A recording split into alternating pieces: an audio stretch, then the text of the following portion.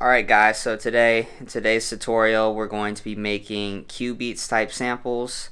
I'm going to drop a lot of really good sauce in here that's going to help you guys a ton. But before we do that, let's go get some donuts.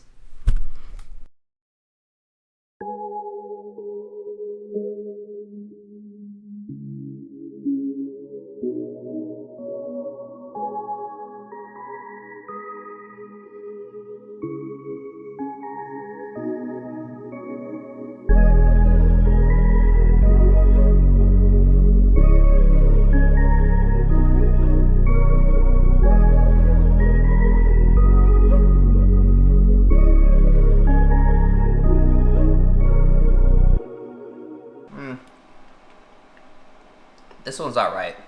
Like, the mango isn't the best flavor. It kind of almost tastes like Trident gum. Alright guys, so I just finished making a Cubeatz type sample. I think it sounds pretty dope, and I'll share that with you guys in a second. But it's in the style of like a Drake or a Travis Scott. At least that's what I was kind of going for when I was making it. But regardless of what style beat you want to make, a lot of the stuff that I'm going to show you guys in this tutorial, you can use for like pretty much any beat, especially the first tip that I'm going to show you. It's a game changer, and I like just learned it a few weeks ago, and it's super dope. It's going to make your beats sound really good. So here's what the sample sounds like.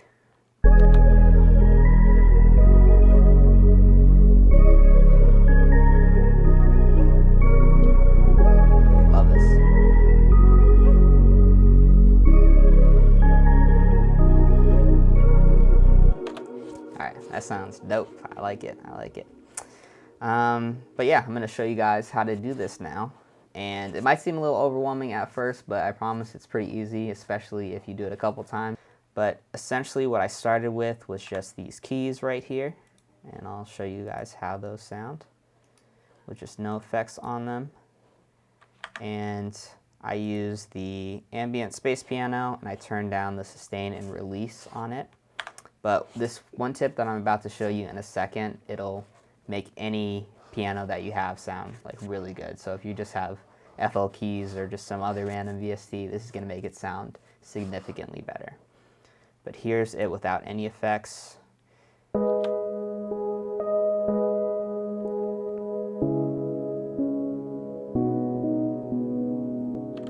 And what Cubeatz will typically do is they kind of almost do like kind of like an RP style like piano, where the chords will like be broken apart. Like if you look at this right here, and it'll usually go up, down, yeah.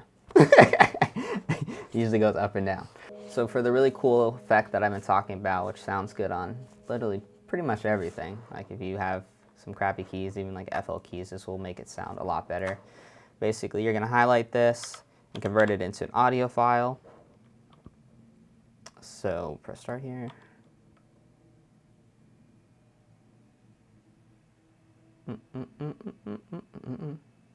Then you're going to go up here, go to edit in audio or edit audio.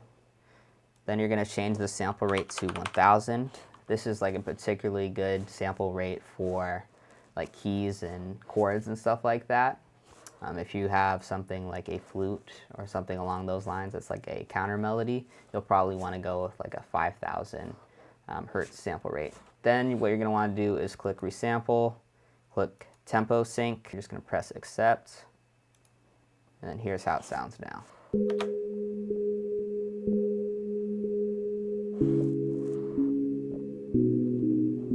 The reason it sounds so much better is because it removed a bunch of high, like unwanted frequencies. And that another way you can do that is to go into your EQ and like cut out the lows or something like that. For example, you could technically do this, but it just doesn't sound as good. And this is what all the bigger producers actually do, is they just resample it. They don't go in here and cut off some highs and that sort of thing. And what I did is I added some effects, and this is going to seem pretty overwhelming, but don't worry. It's all going to make sense, and there's ways you can do this without having these actual plugins. So, and I'll show you what you can do. So the first thing that I used was Meta Filter, and let me just show you what it sounds like. It's kind of like bouncing the sound up and down.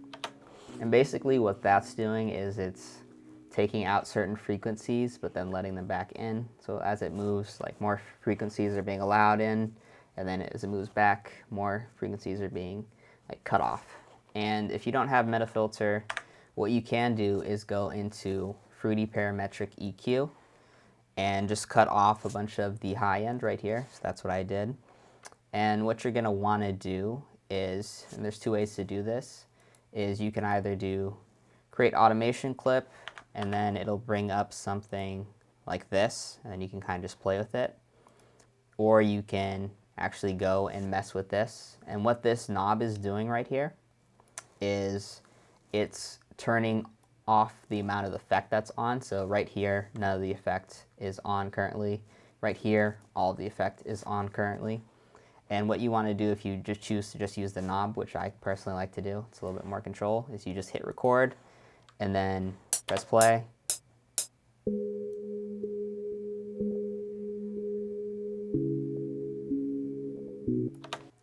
The next effect that I added was just a fluty flangus, which you guys all have, and that just kind of makes it sound a little bit more open, like a bit spacier, kind of add some high frequencies. Just sounds good.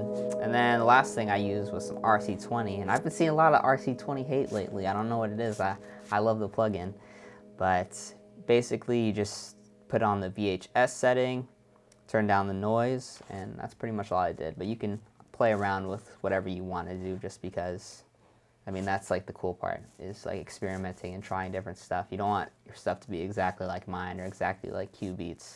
You want to kind of create your own sound. So here's what this sounds like.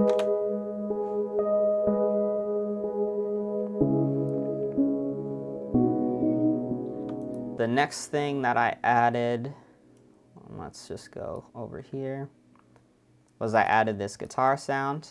And let me just play it for you without any effects.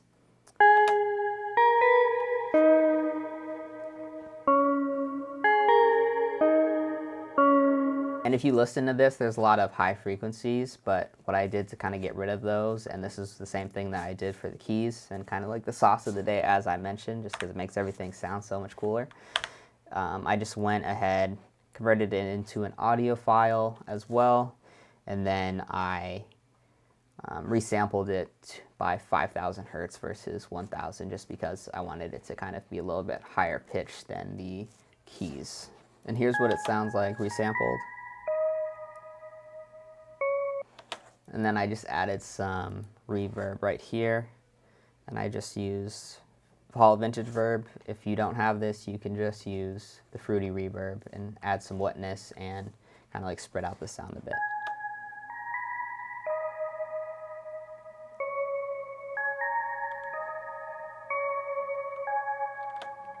And then the last effect that I did to this, and this is some more sauce and it's more automation, but it will give you like a really cool effect, is what I did was I panned that guitar sound to each ear. And how I did that was I went in here, did create automation, and I basically wanted it to kind of move as the guitar was playing to each ear. And so what I did in order to do that was right here I kind of just made some like jagged edges, like almost like little mountains in between every bar essentially, and here's what that ended up sounding like.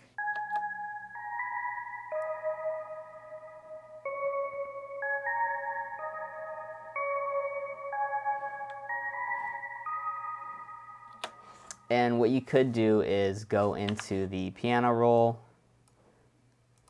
and go here and go to note pan and just pan these different directions. But the thing that I like about the automation a bit more is in this setting, if you pan a note, it just pans one thing to one ear.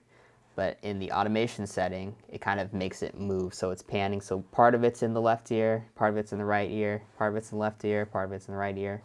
And the next thing I added was some vocals, and you can add vocals in like a variety of different ways. You can use a VST and just use the vocal chops from that.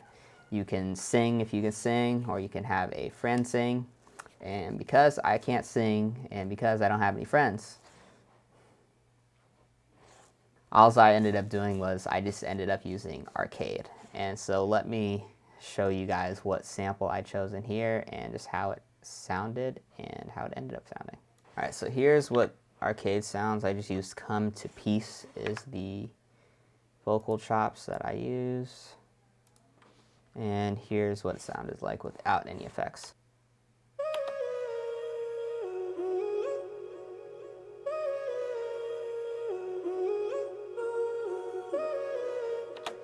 So that's what it sounds like without any effects. Kind of give it a different vibe. I added a few things. Some more reverb on it. Just a little bit though.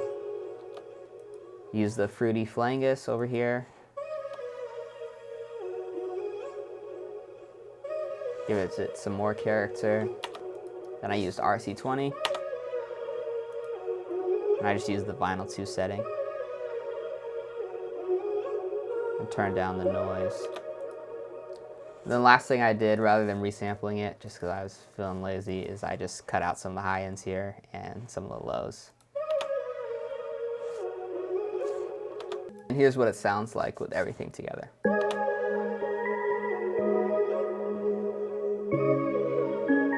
See, it's kind of a lot going on, but it all kind of works together.